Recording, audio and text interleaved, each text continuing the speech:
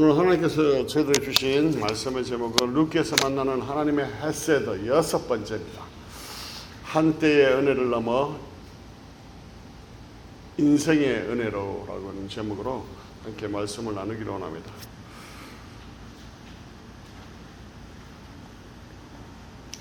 오늘 우리가 불렀던 찬송가가 305장인데요. 제목이 뭔가요?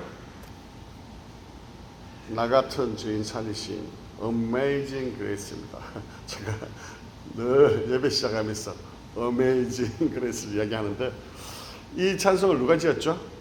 두 분은 앞 잘 아시겠지만 이 찬송가의 상단 끝에 보면 항상 작곡이나 작사가의 그 이름이 있습니다.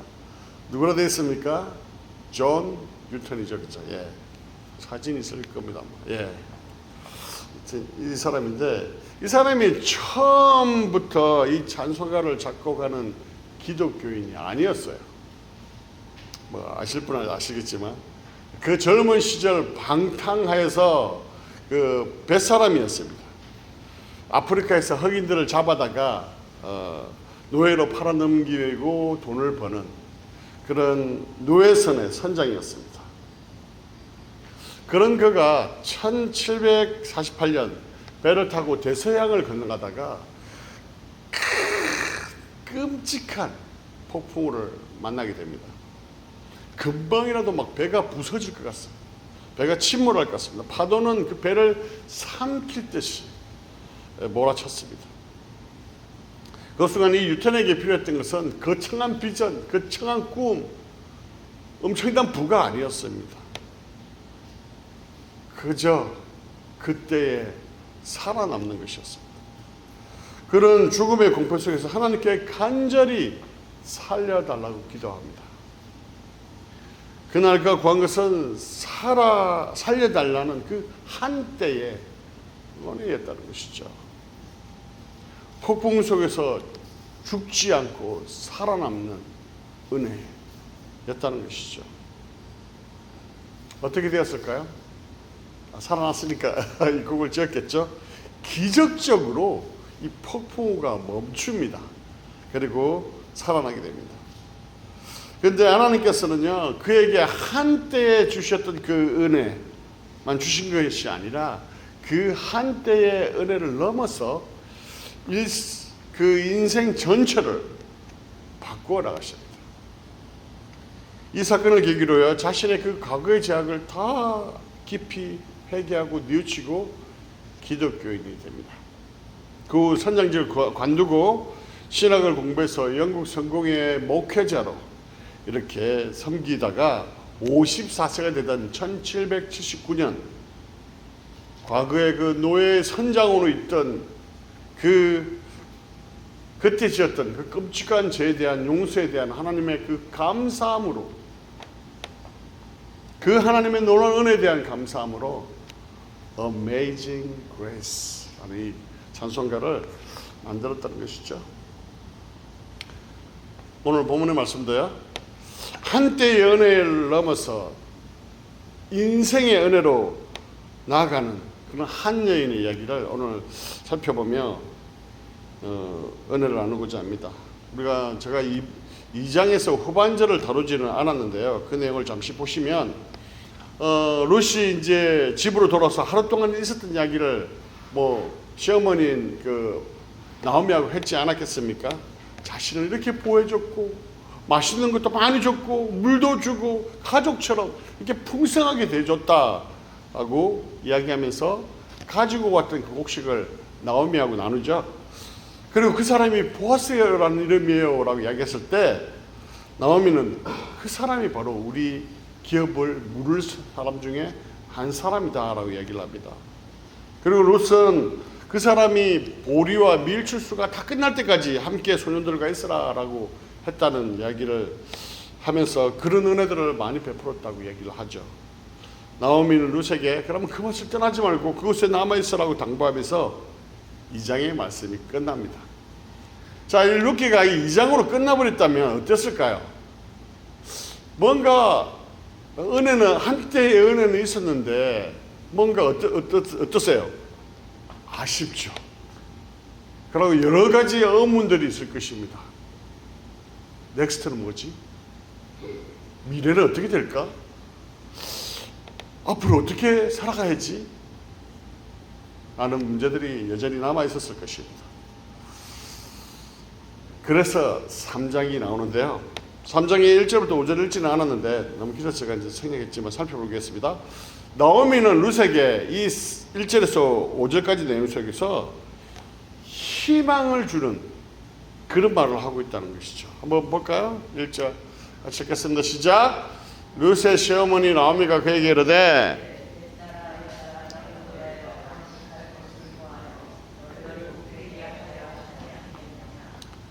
네, 이런 이야기를 합니다. 이 이야기를 듣고 있는 룻의 마음에는 어떤 마음이 들었을까요? 먹을 것도 제대로 없어서 매일 곡식을 하루하루 벌어서 먹어야 될 형편에, 아니 무슨 안식은 무슨 안식이야? 아니 그럼 복되게 하겠다고? 너무나 얼토당토하는 그 희망 고문의 이야기가 아닐까? 아니 드디어 노망이 드셨나 우리 시어머니가? 이런 마음이 들지 않았을까 싶습니다.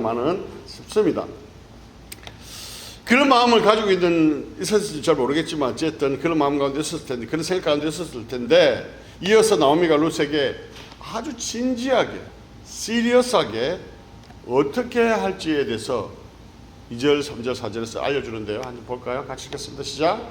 내가 함께하던 하녀들을 둔 보아스는 우리의 친족이 아니냐. 보라, 그가 오늘 밤에 타작마당에서 보리를 까불리라. 3절이요. 그런즉 너는 목욕하고 기름을 바르고 의복을 입고 타작마당에 내려가서 그 사람이 먹고 마시기를 다하기까지는 그에게 보이지 말고. 4절. 그가 누울 때 너는 그가 눕는 곳을 알았다가 들어가서 그의 발치이불을 들고 거기 누우라. 그가 내 할 일을 내게 알리리라 하니. 자, 이 나오미가 이런 일을 하라고 명령을 하고 있죠. 제안을 하고 있죠. 그런데 룻의 입장에서요, 이 시어머니 나오미가 한 이야기가 실행하기가 좀 쉬운 일이었을까요? 어떨까요? 이 밤에 이 타작마당을 내려간다는 것은요, 결코 쉬운 일이 아니다는 것이죠. 룻은 젊은 여인이었습니다. 그리고 이방인이었어요. 모압 여인이었습니다. 그때 당시 사회 분위기를 생각하면 이 이방 여인이 밤늦게 남자들만 있는 그 타작마당을 간다는 것은 매우 위험한 일이었습니다. 토끼가 겁없이 사자굴에 저벅저벅 걸어가는 것과 똑같은 상황이라는 것이죠. 오해를 받을 수도 있고요, 실제적으로 위험을 당할 수 있는 그런 상황이었다는 것이죠.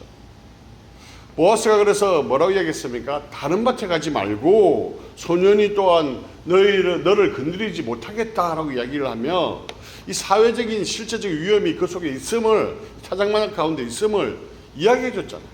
그래서 알 수 있어요. 그리고 또 이게 어려운 이유가 뭐냐면 보아스에게 거절당할 수 있기 때문이죠. 나오미는 보아스가 친족이며 기업 물을 사람 중에 한 사람이라는 사실을 알고 있었습니다. 그렇다고 해서 반드시 이 보아스가 룻을 억셉트하고 받아들인다는 보장이 없다는 것이죠. 이럴 수도 있죠. 아니 좀 불쌍하고 안타까워서 도와줬더니, 아니 물에 건져줬더니 보따리 내놓는 심상이냐? 라고 이야기하면서 거절할 수도 있다는 거예요. 또 하나의 어려움은요, 부정한 여인으로 오해받을 수 있다는 것이죠. 그의 발치 이불을 들고 거기에 누우라 이렇게 이야기하고 있잖아요. 이걸 해석을 어떻게 하느냐에 따라서 굉장히 부정한 여인으로 여겨질 수 있다는 것이죠. 그렇잖아요. 과부죠. 그죠? 그 밤에 그 발치에 누웠다는 것은 굉장히 오해받을 가능성이 높다는 것입니다. 그런데 나오미가 이런 위험성을 전혀 몰랐을까요? 모르고 그렇게 하라고 그랬을까요? 아닙니다. 다 알고 있죠.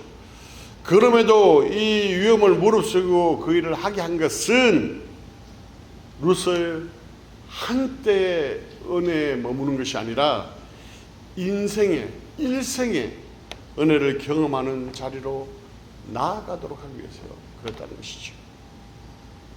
나오미는요, 기가 막힌 하나님의 그 섭리를 보았습니다. 어떻게 룻이 딱 간 곳에, 그곳에 어떻게 보아스가 그 관리하는 그 밭에 딱 가게 되냐는 것이죠.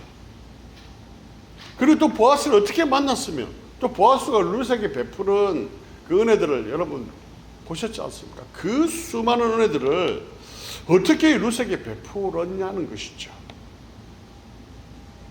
나오미는요, 이 은혜가 단지 생존의 은혜로 끝나는 것이 아니라 인생의 안식으로 이어질 수 있는 그런 은혜가 있을 것이라는 그 믿음을 나오미는 가지고 있었다는 것이죠. 제가 룻기를 시작하면서 룻기 배경이 뭐라고 얘기했습니까? 사사시대라고 얘기했잖아요. 영적인 암흑기죠. 각각 자기의 소견을 옳은 대로 행하던 시대였습니다. 그런 시대 속에서 믿음의 사람들은 삶 가운데서 믿음의 줄을 붙잡고 믿음대로 살아내는 그런 삶을 살아가고 있었다는 것이죠. 하나님의 섭리는요, 우리를 이끌어 가십니다. 그죠? 그렇지만 강제적으로 로봇처럼 억지로 테이프를 감아놓고 그대로 딱딱 맞춰가지 않습니다. 하나님의 섭리 가운데 반드시 우리가 믿음으로 행하고 도전하고 결단하는 가운데 그 섭리가 이루어져 간다는 것입니다. 나오미는 그 믿음으로 행하는 삶을 통해서 한때의 은혜를 넘어서 인생의 은혜로, 일생의 은혜로 나아갈 수 있도록 룻을 인도하고 있다는 것이죠. 이러한 나오미의 어쩌면 희망 고문 같은 이 요청에 룻이 어떻게 합니까? 5절 한번 볼까요? 같이 읽겠습니다. 시작. 룻이 시어머니에게 이르되 어머니의 말씀대로 내가 다 행하리다 하니라. 아니 어머니, 제가 연약한 가부 아닙니까? 이방 여인 아니에요? 아니 어떻게 이 밤에 짐승 같은 남자들이 드글드글하는 그곳에 가라고 하세요? 아니 그리고 발치 이불을 들고 거기에 누웠다가 부정한 여인으로 오래받으면 저는 돌에 맞아 죽습니다. 내 인생 끝이에요. 못합니다. 이렇게 하지 않았다는 거예요. 말씀대로 내가 다 행하리다. 왜 룻은 이러한 위험성과 두려움에도 순종하며 나갈 수 있었을까요? 처음에 룻이 어머니를 따라가겠다고 했을 때 이런 고백을 합니다. 어머니의 백성이 나의 백성이 되고 어머니의 하나님이 나의 하나님이 되실 겁니다 라고 따라왔잖아요. 룻은 나오미가 단지 불쌍해서 따라온 게 아니에요. 나오미의 하나님, 이스라엘의 하나님, 그 하나님을 붙잡고 따라왔다는 것이죠. 그렇게 단순히 시어머니인 그 나오미의 말에 복종하는 것이 아니라 나오미를 통해 자신을 인도하시는 그 하나님의 섭리, 그것을 믿고 나왔다는 것입니다. 믿음으로 산다는 것은요, 용기가 필요합니다. 도전이 필요합니다. 나오미와 룻 보시면 그냥 그 자리에, 그 한때의 은혜로 그냥 그 자리에 머물 수 있었어요. 그렇다면 그 한때의 은혜로 그냥 그 자리에서 끝났을 거예요. 그러나 믿음을 가지고 용기 있게 말씀대로 행하며 나아갔다는 것이죠. 한번 보실까요? 같이 읽겠습니다. 시작. 그가 타작마당으로 내려가서 시어머니의 명령대로 다 하니라. 7절이요. 보아스가 먹고 마시고 마음이 즐거워 가서 곡식 단더미 끝에 눕는지라. 룻이 가만히 가서 그의 발치 이불을 들고 거기에 누웠더라. 그대로 다 행했다는 것이죠. 그리고 중요한 말을 합니다. 중요한 말을 9절 볼게요. 같이 읽겠습니다. 시작. 이르되 내가 누구냐니 대답하되 나는 당신의 여종이오니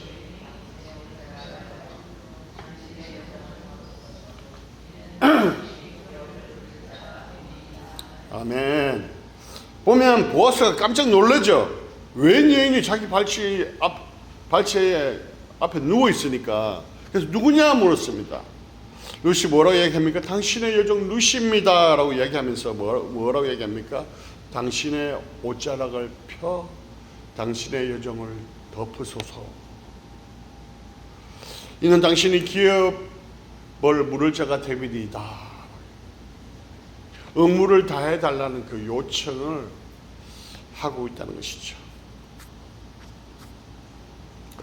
루스는 어머니 말씀대로 다 행했습니다. 과연 어떻게 되었을까요? 10절의 말씀에 그 내용이 나오는데요. 같이 보겠습니다. 시작. 그가 이르되 내 딸아 여호와께서 내게 복 주시기를 원하노라. 내가 가난하던 부하건 젊은 자를 따르지 아니하였으니 내가 베푸니 내가 처음보다 나중이 더하더라. 11절. 그리고 이제 내 딸아 두려워하지 말라. 내가 내 말대로 내게 다 행하리라. 내가 현숙한 여자인 줄을 나의 성읍 백성이 다 아느니라. 결과가 어땠습니까? 거절당하고 모욕당하고 쫓겨났습니까? 아니요. 보아스가 무엇보다 책망하지 않습니다. 오히려 축복하고 있다는 것이죠. 보아스는 루스의 행동을 부정하거나 음란하게 보지 않았습니다. 루스의 그 행동을 믿음으로 봤고 또한 헤세드의 행함으로 받아들였다는 것이죠.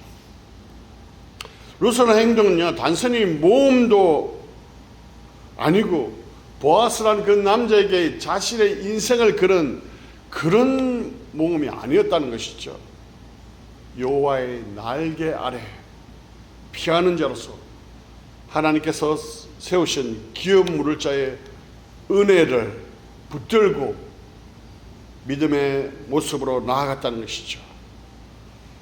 이렇게 하나님의 섭리는요 그냥 하나님께서 다 알아서 다 해가지고 뚝 떨어뜨려 주시는 게 아니라는 것이죠.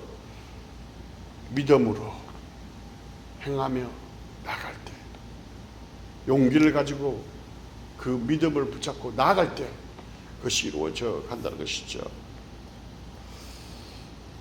이것을 보아서는요 루스의 믿음으로 보았다는 것이죠. 그리고 뭐라고 얘기합니까? 내가 베푼 죄송합니다. 내가 베푼 인애보다 나중에 더하다 이렇게 얘기를 하죠. 처음에 내가 뭡니까? 나오미를 떠날 수 있었어요. 그러나 자신의 가족과 나라와 모든 것을 다 버리고 베들레헴까지 나오미를 따라온 일이죠. 나중에 인애가 뭡니까? 바로 자신의 행복을 찾고 자신의 꿈을 찾고 자신이 필요한 사람, 자신에게 조건이 맞는 사람, 그 사람을 찾은 것이 아니라 루스는 보아스에게로 나아갔다는 것입니다. 그것은 자기 결혼을 위한, 자기의 행복 추구를 위한 행동이 아니라 이 나오미의 가문, 죽은 남편의 이름과 기업을 회복하는 그러한 행동이었다는 것이죠. 보아스는 루시, 자기의 욕망대로, 자기 뜻대로 살아가는 것이 아니라 헤세드와 그 책임을 따라 움직여가는 그 믿음의 모습을 보아스는 보았다는 것입니다. 11절에 보아스는 롯에게 또한 다시 중요한 말을 합니다. 여기 나와 있네요. 그대로 볼까요? 같이 읽겠습니다. 시작. 그리고 이제 내 딸아 두려워하지 말라. 내가 내 말대로 내게 다 행하리라. 이 말씀이 조금 전에 본 말씀 아닌가요? 그죠? 룻기 3장 5절에 뭐라고 얘기했습니까? 룻이 어머니의 말씀대로 내가 다 행하리다 이렇게 얘기했잖아요. 그죠? 11절에 보아스가 룻에게 뭐라고 얘기합니까? 내가 내 말대로 다 내게 행하리라. 이 사사시대 영적인 암흑기 시대, 각각 자기 소견에 오른 대로 살아가는 그 시대에 믿음의 사람들은 하나님의 뜻대로 행하는 사람들의 말대로 행하는 삶을 가고 있었다는 것입니다. 믿음의 사람은 믿음의 사람을 알아본다는 것이죠. 영적으로 어두운 시대였고 불순종의 시대였고 말씀을 불신하던 시대였습니다. 그러나 믿음의 사람들은 믿음대로 말씀대로 순종하며 각각의 삶을 살아냈다는 것이죠. 그것을 루키스가 보여주고 있는 중요한 내용이죠. 루키스에서는요, 하나님께서 이렇게 말씀하셨다, 하나님께서 이렇게 하라고 하셨다, 이런 이야기가 전혀 나오지 않습니다. 단지 하나님이 직접적으로 그런 말씀을 하지 않지만 그 속에서 하나님의 사람들의 말과 삶의 행동을 통해서 하나님이 어떤 분이신지를 알 수 있게 해준다는 것입니다.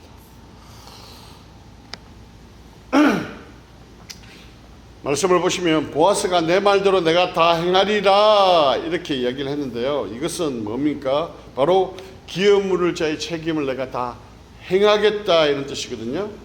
그것을 히브리어로 보면 고엘이라고 합니다. 고엘, 기업 물을 자 구속자의 뜻인데, 자, 이 고엘을 내가 행하겠다 이렇게 보아스가 얘기를 하죠. 그런데 보아스가 허락한 이 고엘이 보아스에게 쉬운 일이었냐는 것이죠. 레위기 말씀 한번 보실까요? 같이 읽겠습니다. 시작. 만일 내 형제가 가난하여 그의 기업 중에서 얼마를 팔았으면 그에게 가까운 기업 물을 자가 와서 그의 형제가 판 것을 물을 것이요. 이 고엘은 뭐냐면 잃어버린 기업을 되찾아주는 사람을 이야기해요. 레위기 25장 하나 더 보겠습니다. 그가 팔린 후에 그에게 속량받을 권리가 있나니 그의 형제 중 하나가 그를 속량하거나 이렇게 있죠.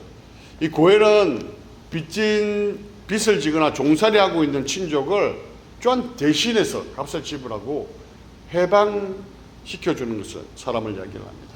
민수기 한번 볼까요? 같이 읽겠습니다. 시작. 그 지연자를 자박하고 그 죄값을 온전히 갚되 5분의 1을 더하여 그가 죄지었던 그 사람에게 돌려줄 것이요.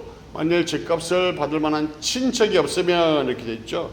또 고엘은 뭐냐면 가족의 법적 권리와 손실을 대신 책임지는 사람을 이야기하고 있다는 것이죠.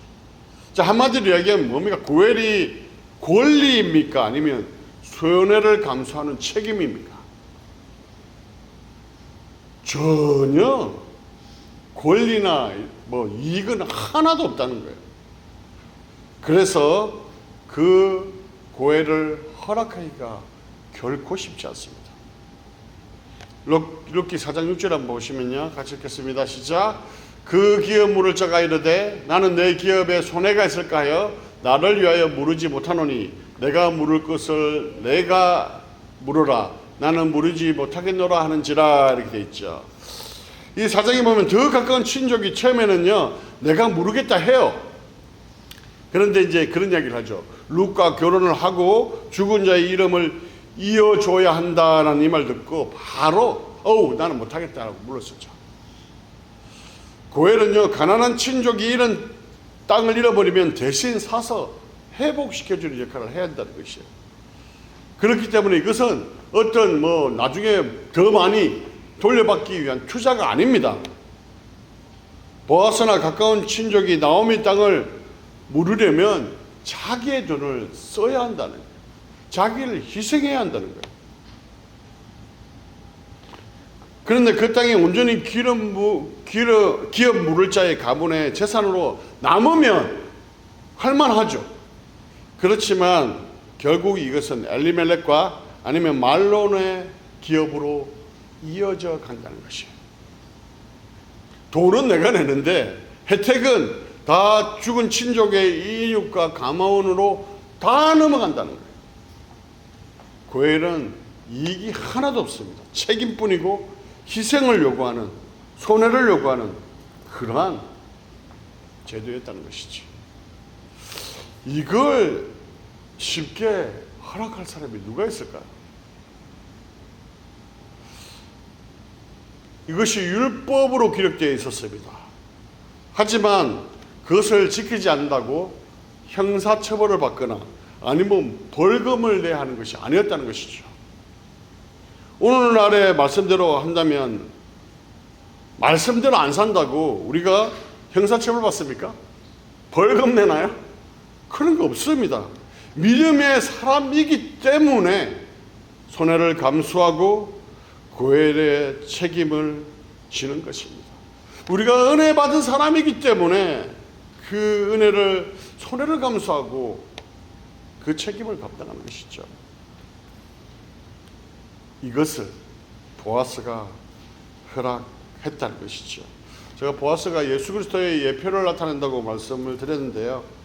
우리가 잘 아는 것처럼 예수 그리스도께서 우리를 구원하시기 위해서 그 높은 보좌의 그 하나님의 그 영광과 모든 것을 내려놓고 이 땅에 오셔서 자신을 죽이시고 자기 피값으로 자기 목숨값으로 우리를 살려내시잖아요. 베드로전서 한번 볼까요? 같이 읽겠습니다. 시작. 너희가 알거니와 너희 조상이 물려준 헛된 행실에서 대속함을 받은 것은 은이나 금같이 없어질 것으로 된 것이 아니요 오직 흠없고 점없는 어린 양 같은 그리스도의 보배로운 표 된 것이니라. 아멘.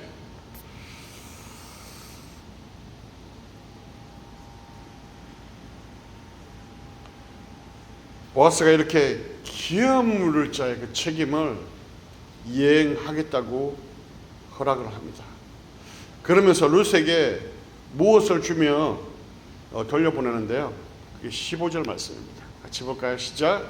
보아스가 이르되 내 겉옷을 가져다가 그것을 펴서 잡으라 하며 그것을 펴서 잡으니 보리를 6번 되어 룻에게 지어주고 성읍으로 들어가니라. 뭘 줬다고요? 보리 6번. 17절 볼까요? 같이 시작. 이르되 그가 내게 이 보리를 6번 되어 주며 이르기를 빈손으로 내 시어머니에게 가지 말라 하되이다 아니라. 이렇게 말씀하고 있죠. 이 보리 6번은요 교리를 보시면 저 정도의 뭐 정확한 건 아닙니다. 저 정도 이제 되는데 이것은 나오미에게 단순한 식량의 제공이 아닙니다. 보아스가 이 일을 책임 있게 진행하겠다는 정표였다는 것이죠. 그리고 이것은요 나오미에게 굉장히 큰 위로가 되었을 거예요. 나오미가 예전에 어떻게 자신을 해석했죠? 1장 25절 21절 있나 모르겠네요. 있네요. 같이 읽을까요? 시작. 내가 풍족하게 나갔더니 여호와께서 내게 비어 돌아오게 하셨느니라. 이렇게 말씀하고 있잖아요. 나오미는 자신이 빈손이었다고 했겠어요. 그래서 남편도 잃어버렸고 두 아들도 잃어버렸고 미래도 끊어진 상황이었기 때문에 나는 빈손입니다 라고 해석을 했었습니다. 그런데 룻이 보아스에게 다녀온 뒤에 그의 빈손을 채워주는 그런 은혜가 임하죠. 보아스가 보리를 6번 지어 보내면 뭐라고 이야기합니까? 빈손으로 내 시어머니에게 가지 말라 이렇게 이야기를 하잖아요. 이 이야기를 들었을 때 나오미는 어떤 마음이 들었을까요? 하나님께서 당신의 빈손을 다시 채우기 시작할 것이다. 아니 그러한 음성으로 이 나오미가 듣지 않았을까요? 얼마나 큰 위로가 되었을까요? 믿음의 사람들은요, 믿음의 사람들의 모습 속에서 하나님의 모습을 봅니다. 하나님이 어떤 분이신지 알게 됩니다. 그리고 하나님의 원하시는 뜻을 발견하게 된다는 것이죠. 결론의 말씀을 드리겠습니다. 룻이 보아스의 밭에 갔을 때 보호를 받았습니다. 물도 공급받았습니다. 풍성한 곡식을 주울 수 있었습니다. 그리고 보리와 밀이 추수될 때까지 곡식을 주울 수 있었습니다. 그러나 그것은 한때의 은혜였습니다. 그리고 그 한때의 은혜에 나오미와 룻은 머물지 않았습니다.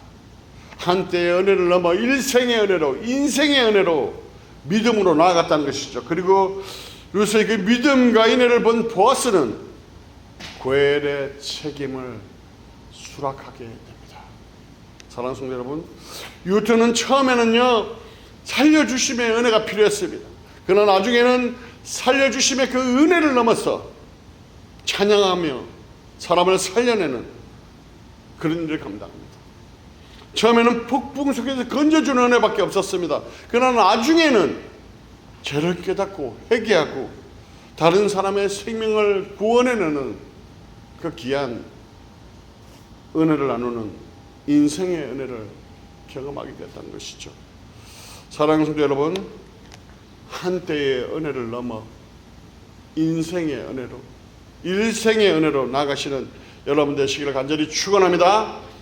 그 가운데 하나님께서 부어주시는 그 놀라운 은혜들을 여러분 다 경험하시는 이번 한 주가 되시기를 주님의 이름으로 간절히 축원합니다.